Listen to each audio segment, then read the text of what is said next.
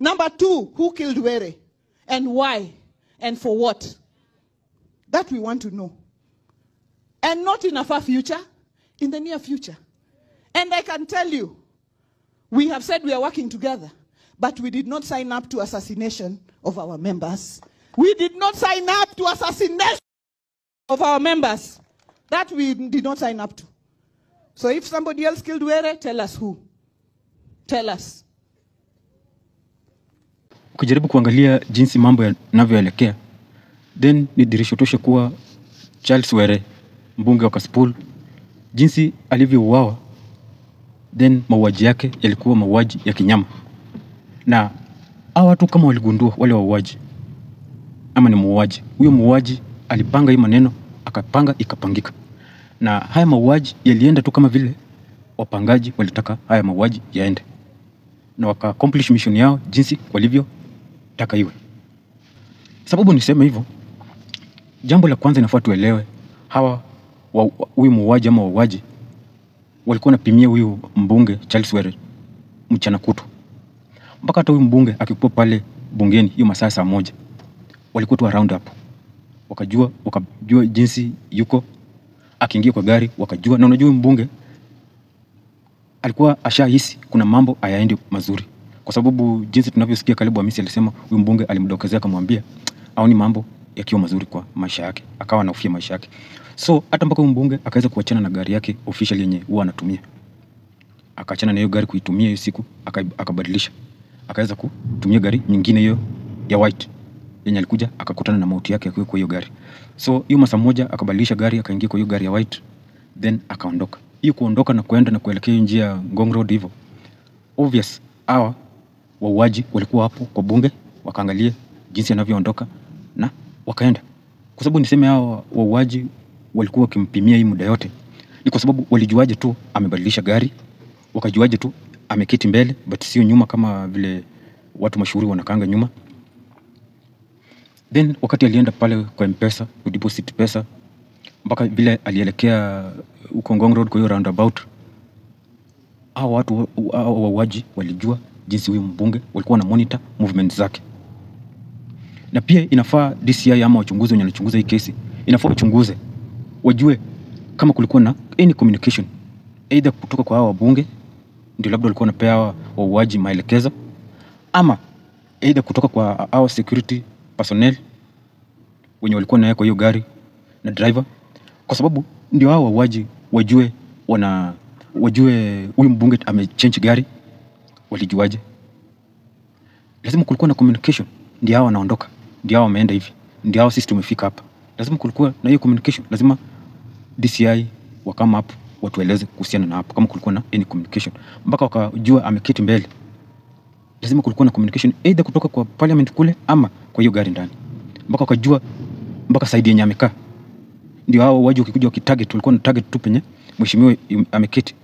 Pia inafaa tujue kwa hiyo purukushani driver na security wali take action gani ya haraka, hata kama ilikuwa ambush vile wanasema, kwa sababu ilifika au majambazi wakati kulikuwa na jam, traffic jam pale kwa roundabout, then from nowhere au majambazi wakakuja na kuanza kushoot. So inafaa tuelezwe au in fact we security na driver ndio inafaa tueleze mengi zaidi, kwa sababu wao ndio wanajua.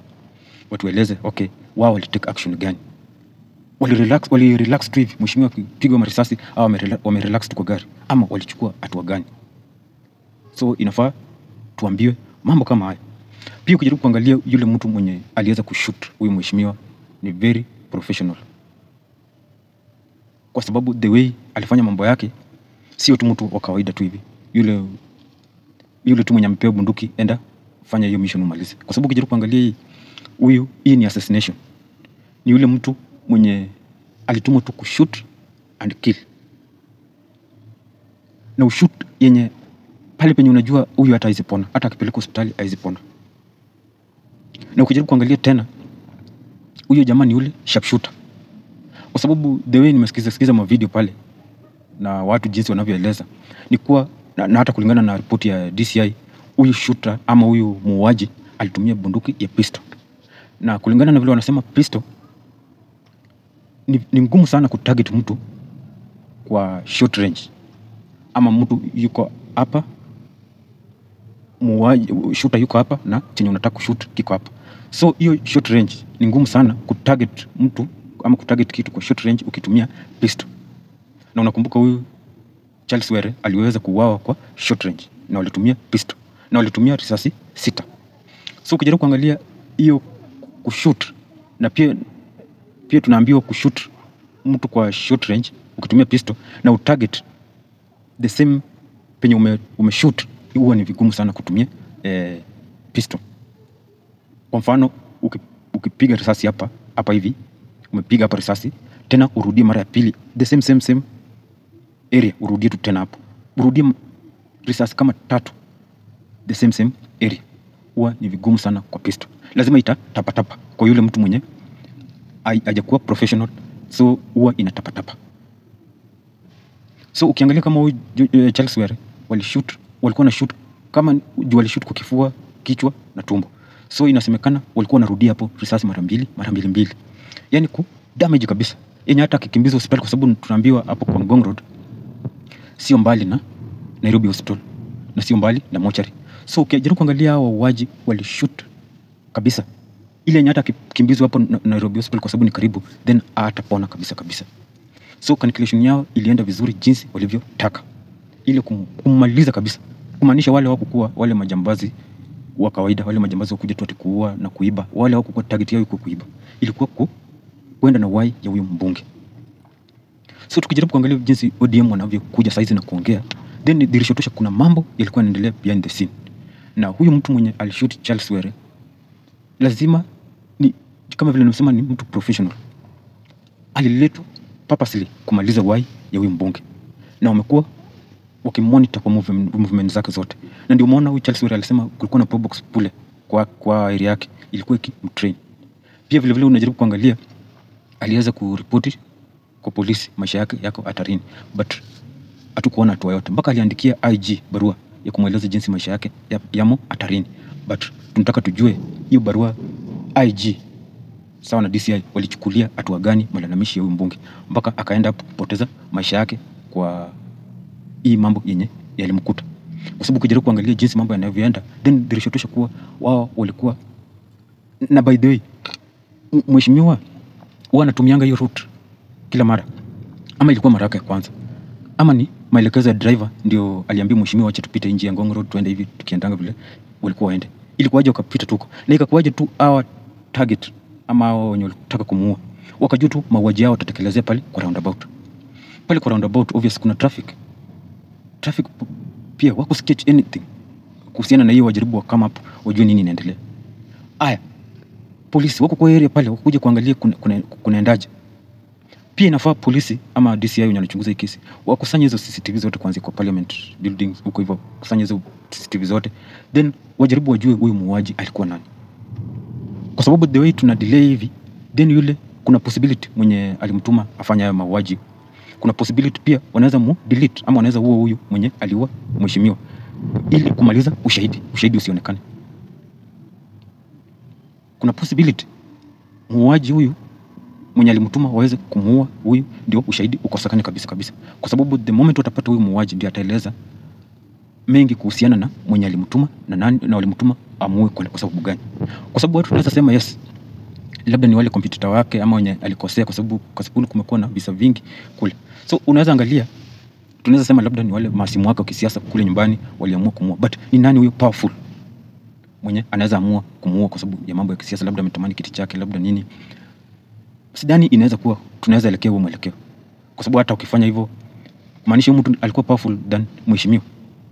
So sidhani kama inaweza kuwa ni masimu wake kutoka nyumbani walimfuatilia mpaka huko wakaamua kumuua, haiwezekani hivyo. So hii conclusion hii ni political assassination, na kuna watu wakubwa kabisa wamehusika kwa hii maneno, muondoe uhai kabisa, na wakafanya ile yenye imekuwa perfect, yenye wasiwache ushahidi nyuma. Ndio unaona walirudia the same part, walikuwa na piga risasi zaidi ya mara moja kumaliza kabisa. So kujaribu kuangalia hii ni political assassination. Tumsikize jinsi huyu muungwana alivyoongea kuhusiana na hichi kifo ama hiki kifo. Majamaa, mbona wale wa Juste waliamua kumanyuria Muesh jana, waliamua tu kuselect pale Ngong Road na specifically hapo kwa roundabout ya City Mortuary. Sasa wa Juste, hii ni theory yangu nasemanga thinking out loud, ni mimi. Sasa mimi ukiniuliza nakwambia there are two reasons enye our Juste waliamua kuchoose Ngong Road na specifically hapo kwa roundabout City Mortuary. Number 1, hiyo place inakuanga less congested. Number 2, hiyo place iko na so many escape routes, kwa sababu ukiwa hapo kuna Ngong Road unaweza uka access CBD, the same Ngong Road unaweza access ukienda Ngong, ukiingia Kibera, ukiingia Kawangware, different areas unaweza uka escape. Then ukiwa kwa hiyo roundabout still you can access Valley Road, na ukiwa kwa Valley Road pia unaweza enda ukienda Ngatao, unaweza rudi Kudivi, Kihalingam, so pia kuna so many escape route. The same time ukiwa hapo kwa roundabout ya City Mortuary hapo Ngong Road bado unaweza access Mbagathi Road yenye sasa inaitwa Raila Odinga Way, na ukikamneo njia si unakam kuja hizi pande za South ni South B, ukiingia ukienda. So those guys they were smart enough to choose hiyo area, na utapata wa Juste wanaweza kuwa walikuwa wametrail mheshimiwa kutoka mchana, walikuwa tu rada yake na mheshimiwa anasemekana mchana alikuwa kwa bunge. So utapata wa Juste walikuwa tu kimfuata hadi akitoka kwa bunge, walikuwa tu wako nyuma yake, lakini wakaona huyu Juste hawezi wakampigia. Kwa hiyo mitangani Uhuru Highway waliona hawezi wakampigia kwa Uhuru Highway na roundabout, because hapo tu ukichapa mheshimiwa utaingia uende wapi? Ni Bulanda, utaingia uende wapi? Alafu unajua pia pale Ngong Road ni poa because ainanga so many officers wenye wako hapo, ainanga so many officers because it's perceived that your area iko tu iko safe, understand? Juu si Kenyatta iko hapa kidogo, so ainanga so many security personnel, si hivyo sana. So hapo wali choose na ikaofa a perfect opportunity for them to target Muesh. Plus your place kuna organizo ma traffic lights, so hizo area wasiwaga wapiti tu, so high chances waliamua pia kuchagua hiyo saa moja because they knew saa moja kuna kogana ka jam kidogo. So definitely they knew umse atafika mahali atasimama, na hiyo kwa cover of darkness pia ni rahisi ku execute whatever you want to execute. So for them ukipiga 1+1 everything will work out perfectly for them when walikuwa wamepanga, na ikamekitizia for them even to disappear. Walikuwa janja sana hao jamaa, walikuwa janja. Na utakujua wao walikuwa smart ni because hiyo place walichapia Muesh na Nairobi Hospital ni hapa na pale, so they knew hawakuwa na any room for error, because walijua wangemes kidogo ama kukumshoot kidogo na wahate huyo mheshimiwa alikuwa na high chance ya kupelekwa hapo kwa hospitali na survive. So inamaanisha hao jamaa walikuwa wanajua from here hadi kwa hospitali ni less than 5 kilometers. So Mujasi nafa kama ni kumwai ni kumchapa ile yenye tunajua hii ata survive, understand? Hiyo ni theory yangu wa Juste by the way, na ujue ni Bulanda. Majamaa, jana nilifanya video about ule mse mwenye alihusika kushoot mheshimiwa, na nikawaambia ule Juste alikuwa ni mnoma, na ule mse ni special operator ama ni mse mwenye akona high level of training. Na nikawaambia ule mse yeye kutumia pistol, unajua pistol ni ngumu sana ku achieve accuracy, si mchezo. Mkaambia comments mkaniambia it was close range ati hata kama ni mtoto mdogo kimweka hapo anaweza kashoot. Wacha niwaambie kitu moja about how assassins wana operate. Assassin ni wasawa different sana. Hawa jamaa wakipatiwa kazi wakamkufanya. Number 1, these guys awaga they don't discharge more than 5 bullets. Unaelewa? Hiyo inamaanisha these guys they don't just shoot. They shoot to cause more damage to the target. Unaelewa? So hapo ndo unapata kitu inaitwa double tap inaingilia. So inamaanisha mse akishoot lazima shoot na precision ndio aweze cause more damage kwa target. Unaelewa? So inamaanisha mse akishoot Mujaste ana shoot same place more than twice ndio cause more damage. Now for a just ordinary person ukipatiwa bunduki na uambiwe target ni hata kama uko close na your target, it will be so hard for you to shoot the same spot twice. Understand? Kwanza ukiwa uko na pistol inakuwa so hard, unaelewa? Kushoot utashoot target, a normal person will shoot target. Na mse ukimshoot different place hata umshoot mara 5, chances of him kusurvive iko so high than mse ameshootiwa same place twice. Unajua kama mna get hiyo scenario. So hapo ndo unapata kuna different ya professional hitman na just ordinary person. Now wacha ni make it to make more sense. You see, ukikuja kwa our elite teams kwa security institution ama kwa security agencies, for instance tunaelewa police kama polisi, tuko na wase kama reke they are good in close quarter battle na kudili na wase wenye ni au close target, understand? So ukiangalia how those guys operate wakienda commissions zao, the first weapon of choice wakiwa kwa hizo shughuli zao inakuwa ni M4. Wanakuwa wamebeba pistol, but pistol is just but a secondary weapon. Understand? Na ukiangalia why these guys don't use ama don't rely heavily kwa pistol is because the level of accuracy ya pistol ni ngumu sana. Kuachieve accuracy na pistol ni next to impossible. It's so hard. It's so hard. Ukiangalia kwa KDF, our special forces, they don't use pistol as first priority. Inakuwa always secondary. That's enough to tell you that pistol hawezi ukaitegemea sana kwa sababu accuracy yake ni mbaya. Now najua kuna msara kuja hapa niulize, mbona mabodyguards ama ma CPO ni close protection officers wanatumianga pistol sana? Now for them ni different case. Wacha niwaambie. You see, for these guys waga wana prefer kutumia pistol because number one, ni rahisi kubeba, compact, alafu ni rahisi kuhide na pia ina conceal identity yako. Kwa sababu nikiwa CPO ama nikiwa bodyguard na chunga msee, key number one ni kuchunga my identity isijulikane na wase that msee amekama hapa na hakuna wase wanamchunga. Understand? But does not mean ati pistol ndio the best for them. Ukiangalia most of how hata au ma CPOs kwa hizo gari wanakuwa wamekam wanakuanga na different kind of weapons. Utapataga most of them wako hapo ndani wako na ma M4s. Unapata? Wengine pia wako na maybe my AK for long range. Understand? So even they operate na inaonyesha that it's so hard to use pistol kufanya kazi ya kuchapa mahali, because hitting with precision na pistol wewe si mchezo, ni ngumu sana, ni ngumu, no matter the range ni hard. Majama, wacha tuangalie how professional was the shooter. Ule Mujasti alimanyuria ule MP jana pale Ngong Road. Na bond tunaangalia ni the choice of weapon. Mujasti alichagua weapon fulani julikana kama pistol. Na wale sio kwa security industry ama kwa security field wanajua pistol is the hardest weapon unaweza kutumia kuhit nayo target. Yani kuitarget uko na pistol wewe jua ni bulanda.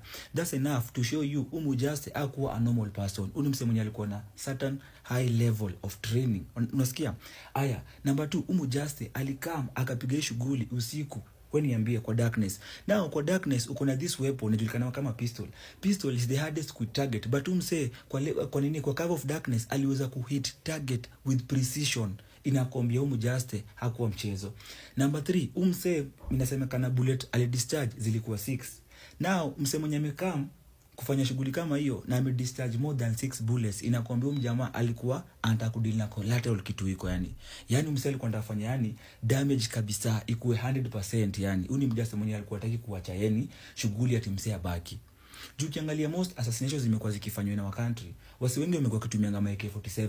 Unajua wasi wengi wamekuwa kutumia ngama AK47 because at least na AK47 utapiga bullet kama 10 13 nini uchapo, understand? But msee anatumia pistol, uni mjamaa mwenyewe mjamaa ako well trained. Yani mjamaa anajua shughuli yake ni gani, ni kupiga kama ameenda. Unanielewa? Alafu anapiga more than 6 bullets. Anataka collateral ikuwe yenyewe. Yani Mujasti damage ikuwe ile yenyewe hakuna kubaki. We jua ni bulanda, we jua. Kukumbusha tu utaweza kuwa unatazama video za hii channel na labda hujaweza kusubscribe, wewe ni mgeni hapa. Please kwa kujiunga na familia ni wewe kuweza kusubscribe. Unapo subscribe haikugharimu chochote, haitakata pesa yote kwa M-Pesa ama kwa bank, hapana. Kusubscribe ni free. So nakuomba subscribe, pia vile vile nakuomba like hii video. Asante sana kwa wale ambao wameweza kulike hii video, kwa sababu hii ndio njia moja ya kuweza kusupport hii channel, na nakuomba uweze kuwatch hii video hadi mwisho kwa sababu kuna mambo mazuri sitarajii uyaweze kuyakosa. Asante kwa wale ambao wameweza kulike. So ukijaribu kusikiza jinsi Mungu ameweza kuongea, ameongea vizuri kabisa kutokana na jinsi yeye anavyofikiria, na hiyo ndio ukweli jinsi mambo yalivyotokea. So inafaa DCI iweze kuharakisha uchunguzi, uweze kuharakisha kufanyika haraka ili tuweze kujua nani alikuwa behind mauaji ya Charles Were, kwa sababu kwa era ya saizi haifai kuwe na political assassination bado. Assassination ilitokea Tom Mboya, mpaka saizi hatujaipata uchunguzi kamili, hatujaijua motive yenye ilifanywa ikafanyika. Saizi tena tunaona kwa enzi ya sahi ama era ya sahi ama century ya sahi bado mbunge anaweza wow, hiyo haileti shangwe kabisa. Ndipo unaona sasa ODM wameweza kuamka kwa usingizi, wameamka kutoka kwa blood based government to broad based government.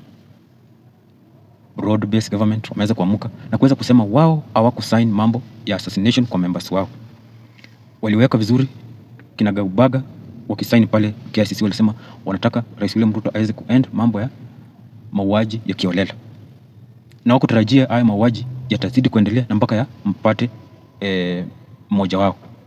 So Gladys Wanga aliweza kuamuka na akaweza kuongea kwa hisia sana.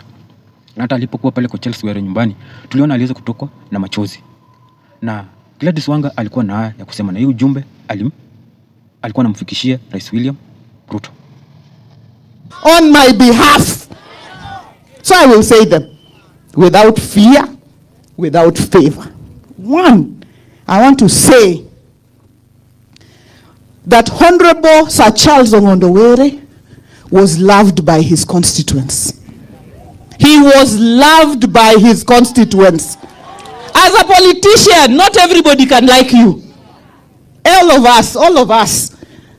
But so long as the majority are with you and you're serving your constituency fully, because Were served every part of his constituency without discrimination. And Were was not elected by fluke. No, Were was elected 2017 to 2022. Come 2022, Were had over 42,000 votes. His nearest competitor had 5,000 votes. That is a man you want to tell us was ruling by terror. And I want to say it here. The disinformation that has flooded social media, it is not by coincidence. It is well orchestrated, it is well mobilized, it is well funded, it is well run, and the idea is to cover up the murder of Were. That is the truth of the matter. I also want to say that times that we cannot count, Were reported that his life was in danger. He reported here. I know that he even wrote to the Inspector General of Police. And I want the IG of Police to tell us, when Were reported all these issues, what did he do about it? What did he do about it? What did he do about it? What did he do about it? We will not take it lying down. It will not happen. We have counted one too many. But this is now a wrong number. Were had his people. The way Were was killed is like a chicken. He was humiliated like a thief. And Were never stole anybody's thing. Were lived in order. His family was orderly. He never stole from anybody. He made his own things, but he was killed like a chicken. I can tell you that IG of Police, you're not going to rest. We are not going to rest. No, and we don't want cover-ups. We don't want stories. We don't want cover-ups. We want to know the truth. Number one truth, what did you do about all the reports that Were made? That's number one. Number two, who killed Were? And why? And for what? That we want to know. And not in a far future, in the near future.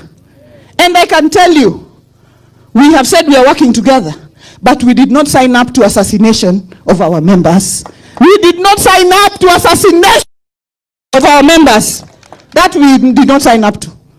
So if somebody else killed Were, tell us who. Tell us. As the national chairman of the ODM party, I also want to make it very clear that this Homa Bay County and this entire region is an ODM zone. It is an ODM zone. And the next time I see what I saw at the funeral of Koyo, where my party leader is seated and some people have come there shouting, "Uda!" we will not agree. We will not accept. It will not happen. It will not happen. It will not happen. Not under my watch as national chairman of the ODM party. This is an ODM zone. Na tutaki madharau. And you can see we are quiet. Unaweza ona simba ameshewa ukadhani ni paka. Hakuna paka hapa. Hakuna. Onge paka ka. Wansimbni. Wanangoa. Wansibuoche. Ansibuor madhako. Amilo bekamano. Musa be kamano, Bensuda be kamano, Eve be kamano, inyane no muol to sibuor. Kaluma be kamano. Watch me. Wadwa no chop gike. O chop kare. We want it. We want to get to the bottom of this matter. Our church go, because Were would have said them on my behalf if I was the one who was slain. Do wacho gibe do koluor. Yeah. Ambe wacho giko kaluor. Yeah. Oka wacho giko kaluor. Wacho giko kaluor. One ODM. And I want to say, this is an ODM zone. We will protect ODM with our lives. We will protect our party leader with our lives. We will protect it with whatever it takes. Yeah.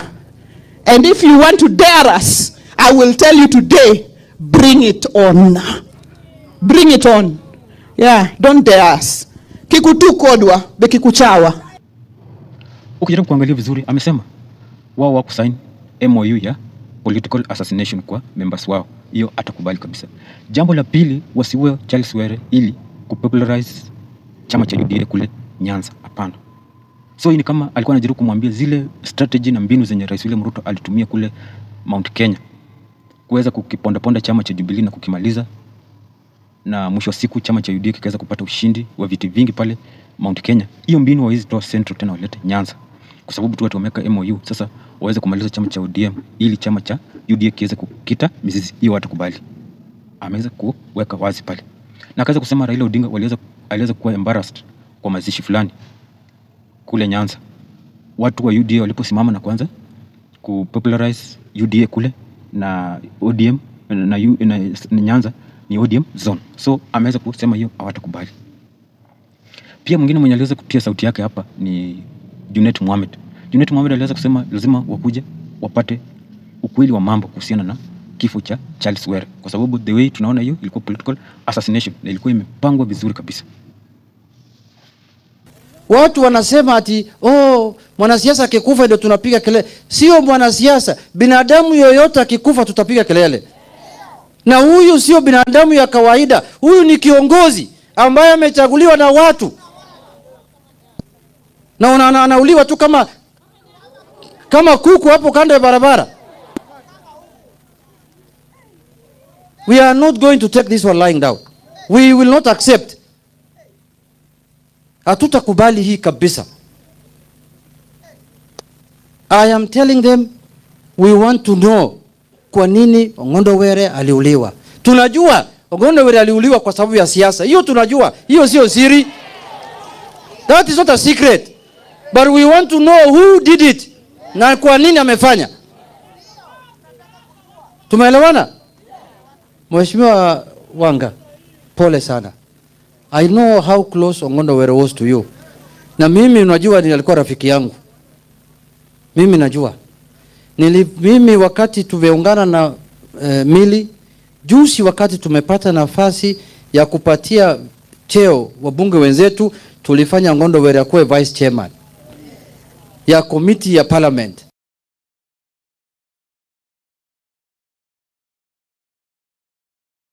Mimi nimeuliza yeye. Ong'ondo Were ameniambia hii committee ndio inaajiri watu wafanye kazi ya serikali. Nataka niandike watu yangu kazi. That's what he told me. Kabla hata hajafanya kazi amekuwa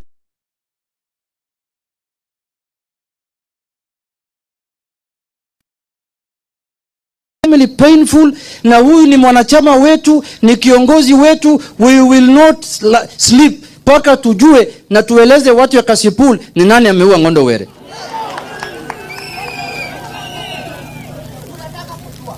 Tunataka kujua. Yes.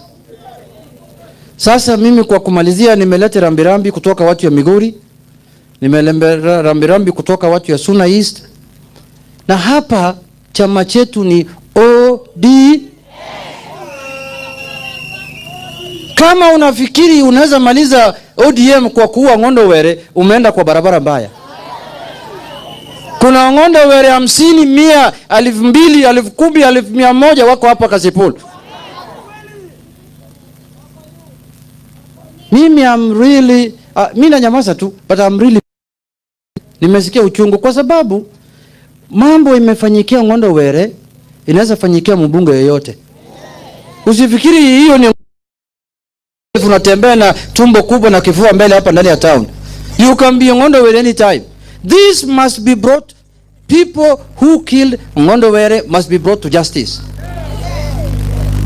If we are a country that has constitution, kama sisi ni nchi ambayo iko na katiba na sheria, lazima wale watu wameua Ngondo Were lazima waletwe kwa kizimbani.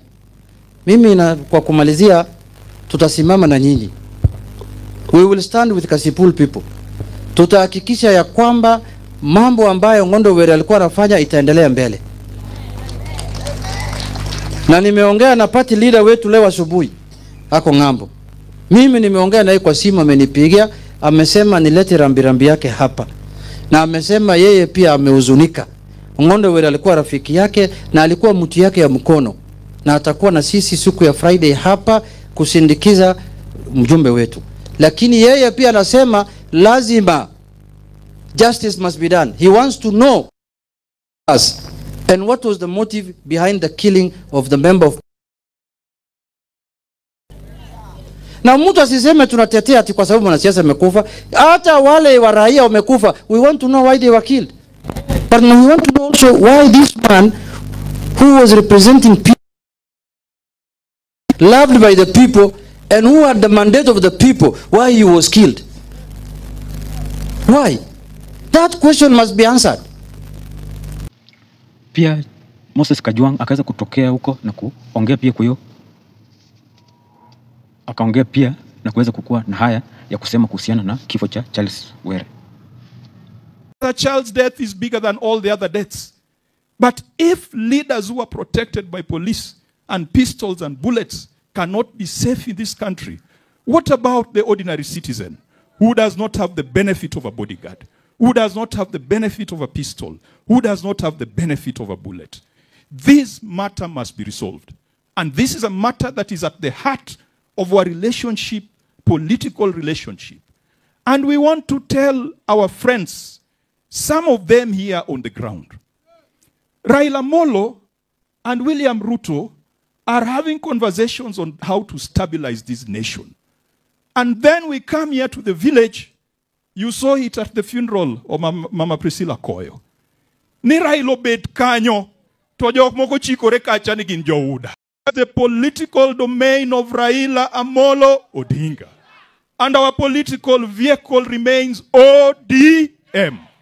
We are not going to allow jokes in this region. And in Kakwajwok be the last one.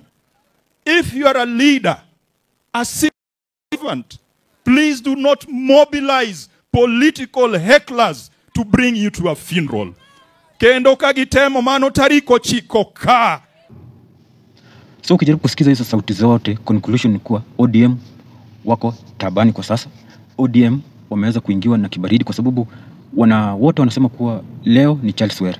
Kesho maybe inaweza kuwa ni mmoja wao tena. So ukifumbia macho haya maneno na kusema tumerelax, tuko kwa broad base, hatuwezi kukosoa haya mauaji ama chochote kile, then kesho inaweza wakuta wao. Ndiposa wamekuwa wepesi wa kuongea. But John Mbadi akiwa kwa flat tofauti, John Mbadi alikuwa na haya ya kusema na akaweza kusema Rais William Ruto ameweza kushtushwa sana na yaliyomkuta Charles Were. Na akaweza kusema rais ameweza kusema lazima watampata yule mwenye aliua. Criminals who I'm sure the hand of the law will catch up with them. Yesterday I spoke with the president when he asked me what is really all this. The president is very annoyed and he said he has given stern instructions that the culprits must be brought to book. We are sure that those who have done this must be brought to book. But I also want to talk to our people, because this is likely to be a political assassination. I am not an investigator, but I have my very strong feelings. But besides that, there is violence that is taking root in Homa Bay County, which we must condemn in all with all our energy. We must condemn the violence that is taking root in Kasipul, we abhor it, we condemn it, we don't want it. It is not worth it. Don't take lives of our people because of a political seat. Ndiwa constituency is another one, where people are just cutting each other with bangers in the name of politicians. Those politicians who are promoting violence in Homa Bay County, I am also speaking as a leader from this region. You must stop. You cannot force people to vote you into power or back to power. Please respect wananchi, respect people's choices. Be democratic. So ukijaribu kusikiza haya mambo yote, then conclusion ni kuwa saizi broad base iko kwe imening'inia tu hapa. Hii mambo ya broad base imening'inia tu hapa. The way tunaona imening'inia tu hapa. Wakati wowote inaweza anguka. Na tusidanganyane, Raila Odinga the way naona broad base, Raila Odinga hizi kaa kwa broad base mpaka 2026. Raila Odinga huenda hata hii kifo cha Charles Were ndio itakuwa mwanzo wa mpasuko wa broad base government. Kwa sababu the way Raila Odinga tumeangalia tangu aingie kwa broad base government, then tumeona umaarufu wake umeweza kushuka kwa kiasi kikubwa zaidi. Ndipo unaona vile umaarufu wa Raila Odinga umeweza kushuka chini. Ndio unaona saizi huyu mtu kama Matiang'i anaweza watu wanaweza kumembrace Fred Matiang'i. Na kutokana na ile homecoming yenye Fred Matiang'i alikuwa naye pale Kisii na Nyamira, then imetia tumbo joto chama cha ODM. So wakiongea hivi ni kwa sababu kweli mwanachama wao ameweza kuuawa, but kando na hiyo ujio wa Matiang'i then umeshtua ODM. Kwa sababu at first Raila Odinga alibrush out uwepo ama ujio wa Matiang'i, but the way aliangalia umati wenye uliweza kujitokeza pale Kisii kumkaribisha, then imewatia tumbo joto. Ndipo unaona sasa wanaona tukizidi kusalia kwa hii broad based government, then after all hakuna chochote ODM wataweza kukuvuna. Kwa sababu kumbuka kuwa kule Gusii imeonekana ni kuwa ni ngome ya kijadi ya ODM. So ujio wa Matiang'i ni dirisho tosha kuwa ukienda Nyamira na Kisii, wale elected leaders wote wa chama cha ODM itabidi wakae kwa chama chenye Fred Matiang'i atakuwa. Kumaanisha yoyote yule mwenye atataka kura kule na kuwe kwa chama kingine chenye sio chama cha Matiang'i, then kuna high possibility aweze kutokushinda kiti ama kutokushinda uchaguzi kule. Kwa sababu ni dirisho tosha kuwa saizi Matiang'i ndiye amekuwa kingpin huko. So kwenda against naye then itakuwa ni vigumu. So after all hata itafika mahali kama Simba Arati atasalia kwa chama cha ODM mpaka mwisho, then kuna possibility pia chama cha Matiang'i kitaweza kusponsor mgombea wa ugavana kule Kisii, na kuna possibility aweze kushinda na Simba Arati aweze kushindwa. So Simba Arati akiangalia hiyo wave vile itakuwa, then pia italazimika amehama kigura chama cha ODM, ameweza kuingia kwa chama cha Matiang'i. So na ikiwa hivyo, then unaona sasa ODM itakuwa imepoteza pakubwa. So ndipo sasa hizi inabidi sasa ODM waweze kuamka kwa usingizi. Na pia ukiangalia Luo Nyanza ama Nyanza kule, watu wengi wenye watataka kumpigia Rais William Ruto kura watapigia Matiang'i kama atafika kwa ballot. So ukijaribu kuangalia mambo kama pia Western, then unaona vile mambo yanaenda, ODM itakuwa yenye kupoteza pakubwa. Ndipo unaona wameamka kwa usingizi saizi. Wanaona wasipoamka saizi, wasipotetea mambo saizi, then pale mbele Raila Odinga atakuwa na chochote kile, atakuwa na mambo na mgao wake wote. So ndipo unaona unakuja kuongea haya maneno saizi. Na vile tunavyoongea hivyo, then broad base iko kwa limbo. Kwa sababu the way tunaona hivi, vile Gladys Wanga anaongea na yeye ndio chairperson wa chama cha ODM, then hii matamshi ya Gladys Wanga ndio ni matamshi ya Raila Odinga. Wachana vile tumekuwa Moses vile James Orengo amekuwa akiongea, vile Edwin Sifuna amekuwa akiongea, vile Caleb Wamisi amekuwa akiongea. Tumekuwa tukisema tu wao wanaongea tu. But sasa mpaka imefika kwa Gladys Wanga. Na pia bado tutegemea kwa zile speech zenye watazungumza wakati ya mazishi ya huyu mbunge Charles Were. Tutegemea kusikiza hizo speech. Then after hapo na wameweza kutoa ultimatum kuwa lazima DCI iweze kuproduce mwenye aliweza kuua Charles Were kwa muda mfupi zaidi. Bure patachimbika. Bure watajiondoa kwa broad based government. Kwa sababu haina haja kwa broad based government na wanachama wao wanauawa. So ukijaribu kusikiza haya maneno, then ni impira sasa imerushwa kwa Rais William Ruto. Make sure kama government haikuhusika kwa hii assassination ya Charles Were, then ni vizuri basi waweze kuproduce muuaji, waweze kuharakisha uchunguzi, then taifa iweze kujua ni nani alimuua, kwa nini alimuua, serikali iweze kueleza. Bure la sivyo, then hii ndio itakuwa chances ya ODM kuweza kujiondoa kwa broad based government. Na unakumbuka Rais William Ruto yeye anategemea support ya Raila Odinga kwa yeye kuweza kuchaguliwa tena 2027. So itabidi Rais William Ruto saizi yuko kwa njia panda. Ni aidha Rais William Ruto kupitia kwa DCI waweze kuharakisha uchunguzi wao ili tuweze kujua hatima ya Charles Were, ama aweze kupoteza Raila Odinga. Kwa sababu tayari Raila Odinga ameweza ku-unleash allies wake. Waweze kufanya nini? Kuongea, waweze kuboeka. Then after all, Raila Odinga atakuja tu kumalizia mchakato mzima. Na hapo sasa ndio Rais William Ruto hatapenda kabisa. Kwa sababu ni Raila Odinga kummanage, rahisi sana Raila Odinga kummanage kama uko na yeye tayari.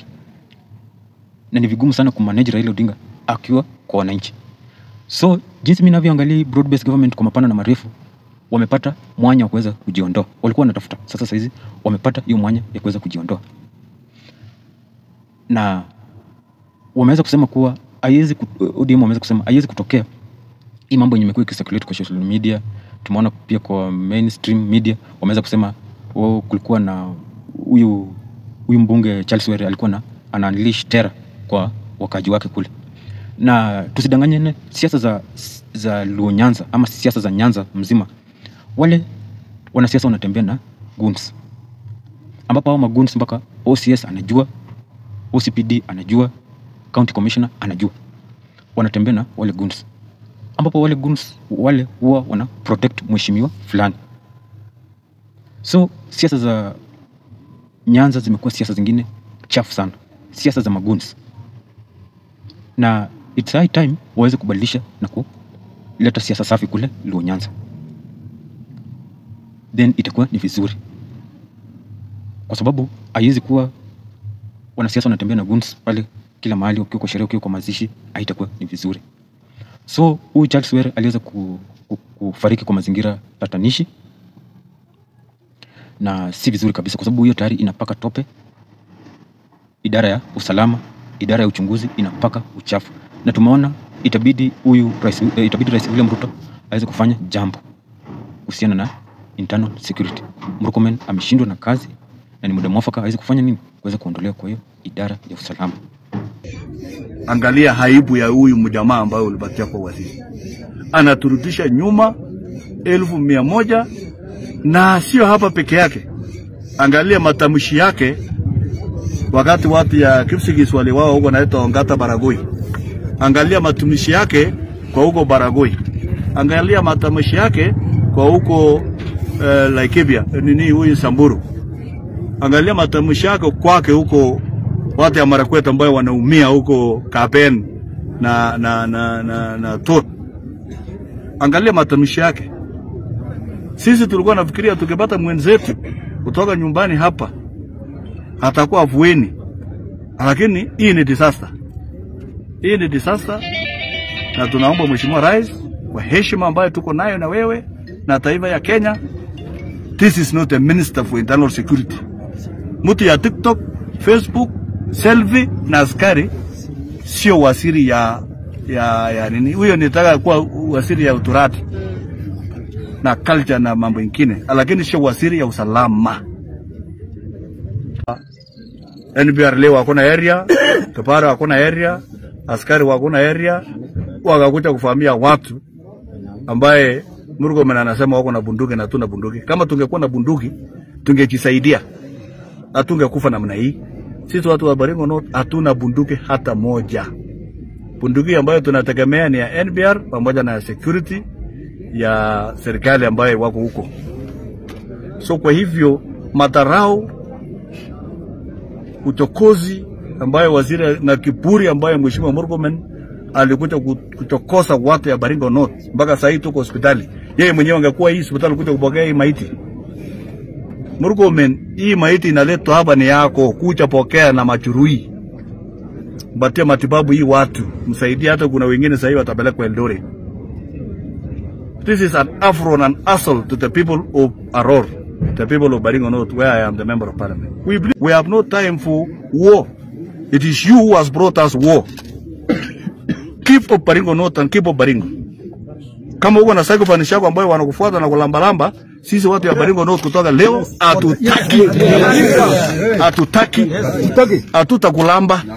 hatutakulamba hata sikanyake. Mimi sichachakuliwa na mawe, nilichakuliwa na watu kuwakilisha. So kwa hivyo my friend, kama ulizoea kusengenya watu na kufanya upuzi, wewe usifanyia watu ya Ror, mimi nikiwa mbunge yao. Tutaminyana na wewe usiku na mchana. Hawache uchinga na ya kuchezea watu hapa. Kipsigis wanalia. Kwako wanalia. Samburu wanalia. Kasipul Kabondo MB na wawa mchana. Sasa kama hata Wajir na huko nalia. Kama ingekuwa waziri katika nchi zingine ambaye imeendelea katika dunia, angejiuzulu. Kwa sababu usalama umedorora kabisa. Sijui unaweza sema, lakini kama uko na maoni tofauti, please comment pale na itakuwa ni vizuri. Kwa sasa bye bye, tukutane kwa the next video.